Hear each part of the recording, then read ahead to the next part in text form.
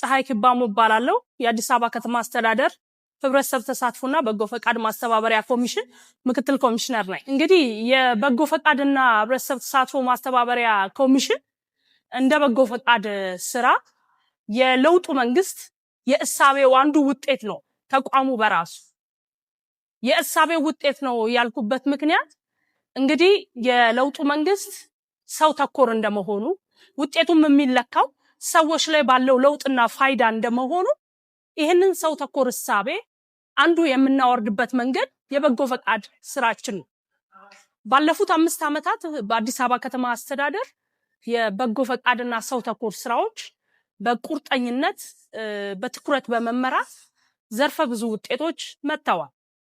እነዚህ ውጤቶች የአቅመ ደካማ ቤቶችን፣ የአረጋውያን የሀገር ባለውለታዎችን ቤት ከማደስ ጀምሮ በእለት ጭምር ለራሳቸው ጉርስ ማቅረብ የማይችሉ ወገን የሌላቸው ማንም ቀርቦ ሊያያቸው የማይችል የሀገር ባለውለታና አቅመ ደካማዎችን ማዕድ በማጋራትም ጭምር ባለፉት 5 ዓመታት ህሳቤው በተጨባጭም መንግስት ከተማ አስተዳደሩ ሰው ተኮር መሆኑን ያሳየበት ጊዜ ነው።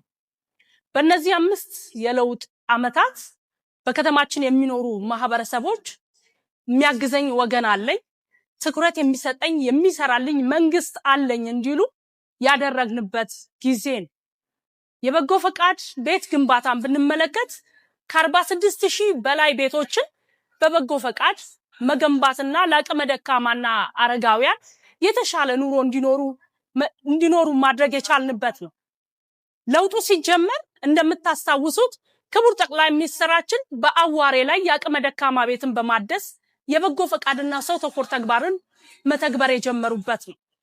ይህንን ራዕይ በአዋሬ ብቻ አልቆመም። በከተማችን የተለያዩ አካባቢዎች ላይ ቤቶችን በመገንባት ከአንድ የመኖሪያ ቤት ከመገንባት ባለፈ የመኖሪያ መንደር እስከ መገንባት የበጎነት መንደር እስከ መገንባት ድረስ ደርሷል ማለት ነው። በክቡር ጠቅላይ ሚኒስትራችን የተጀመረው የመንግስታችን እሳቤ በክብርት ከንቲባችን በቁርጠኛ አመራር ሰጪነት ባለፉት 5 ዓመታት እንግዲህ ከ46,000 በላይ ቤቶች ውስጥ ተገንብተው የገቡ አቅመ ደካማና አረጋውያን በኢትዮጵያ የኑሮ ሂደት ወይም ደግሞ ደረጃ 5 ሰው አንድ ቤት ይኖራል ብለን ብናስብ የስንት ዜጎችን ህይወት እንደቀየረ ማሰብ ተገቢ ይሆናል ማለት ነው። ይሄ ተጨባጭ ውጤት በዚህ ዓመትም የቀጠለበት ሁኔታ ነው ያለው። በዚህ ዓመት የአቅመ ደካማ ቤቶችን በማደስ ቤቶችን የማደስ ስራችን ከዚህ ቀደም ሲጀመር የነበረው ቤቶችን ባሉበት የማደስ ነው። በተጨባጭ አሁን እያደረግን ያለነው ክብርት ከንቲባችንን በቅርበት አቅጣጫ እየሰጡና እየደገፉት ያለው ቤቶቹን አፍርሶ መገንባት ነው። አፍርሶ መገንባት እንደምናውቀው በከተማችን ውስጥ አብዛኛው አካባቢዎች ቤቶች አሉ እንጂ የጋራ መጸዳጃ ቤቶች፣ ፋሲሊቲዎች የሉ። ሰው አንድ ቤት ውስጥ ይኖራል የምንለው ቤት ነው የምንለው እንግዲህ የሚያስፈልገው ግብአት በሙሉ በአግባቡ ሲሟላለት ነው።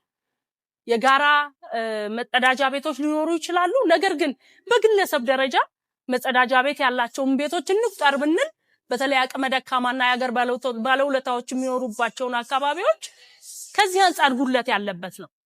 ሰው ቤት ውስጥ የሚኖርበት እዛው ቤት ውስጥ ደግሞ የሚያበስልበት እዛው ቤት ውስጥ ደግሞ ለሰው ክብር በማይመጥን ሁኔታ የሚጸዳዳበት የነበረበት ከተማ ነው። እንግዲህ መንግስታችንና የከተማ አስተዳደራችን ይሄንን ሰው ተኮር እሳቤ በተለይም ከለውጡ ጊዜ ጀምሮ የተጀመረውን በክቡር ጠቅላይ ሚኒስትራችን የተጀመረውን የአቅመ ደካማ ቤቶችን የማደስ በበዓላት የመጠየቅ ከበዓላትም ውጪ የሚቸግራቸው እጅ የሚያጥራቸውን ዜጎች የመድረስ ጉዳይ በዚህ ዓመትም ተጠናክሮ የቀጠለና ውጤታማ እየሆነ ያለበት ጊዜ ላይ እንገኛለን። 2018 ከዚህ አንጻር ብንመለከተው በጣም የተሳካ ጊዜ ነው ያሳለፍነው። የተሳካ ነው የምንለው ቅድም እሳቤያችን የሰው ልጆች ህይወት መለወጥ ላይ ስለሆነ የሰው ልጆች ህይወት መለወጥ የእሳቤውን ትክክለኛነት ያረጋገጥንበትና ውጤት ያመጣንበት መሆኑን በዚህ ዓመትም በዚህ ያየንበትና እያስቀጠልን የምንገኝበት ነው። በአጠቃላይ ባለፉት 5 ዓመታትን በአዲስ አበባ ከተማ አስተዳደር ሰው ተኮር ተግባራችንን በተለይ ደግሞ በልዩ ሁኔታ የበጎ ፈቃድ ተግባራችንን ስንመለከት ቤቶችን በመገንባትና ለአቅመ ደካማና ለአረጋውያን በማድረስና ማዕድ በማጋራት የሰራነው ስራ የተሳካና መንግስታችን ለሰው ተኮር ተግባር የሰጠውን ቦታ ከተማ አስተዳደራችን የሰው ተኮር ተግባራትን ወደ መሬት ለማውረድ በቁርጠኝነት ክብርት ከንቲባችን የመሩበትና በየደረጃው ውጤት የመጣበትን የሚያሳይ የተሳኩ አመታት ነበሩ።